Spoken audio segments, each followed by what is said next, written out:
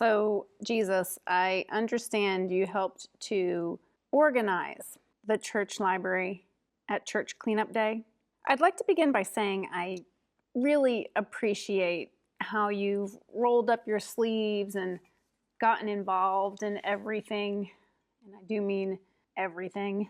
However, I did notice that when I went into the library to get my copy of Jesus Calling to help me prepare my message for the women's brunch, that the entire library was empty.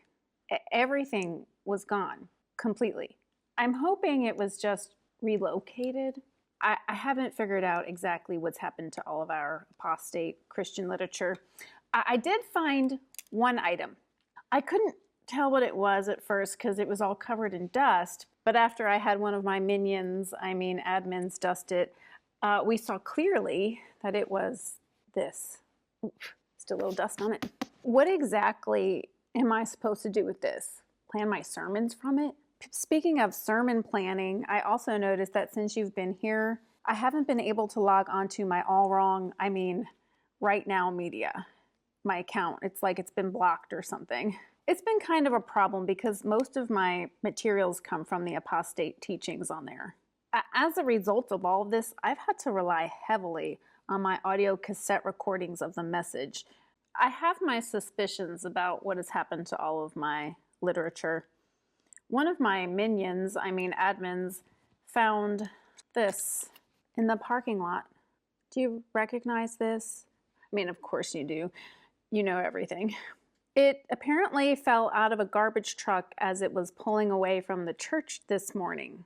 I can only assume that it accidentally got mixed in with some trash at church cleanup day, that you didn't really intend to throw away a copy of my own book, The Smooth Way Church, How to Unify Congregants with a False Gospel, by yours truly, Pastor Wolf. That's me.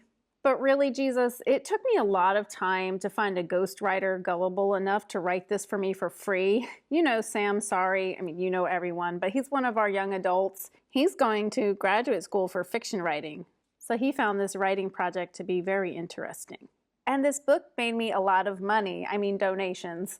I had all my congregants buy it, and every cell group in our church studied it for 2 years. Just seeing it in the condition that it's in right now kind of makes me feel, I'm not going to say it, I'll just suppress my emotions for the sake of keeping peace, because we are the church of peace and unity.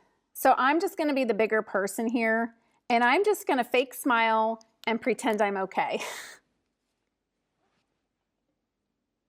Why don't we go ahead and make a little treaty right now? If you could just keep out of the library and just remember who's in charge here, everything's going to be okie dokie.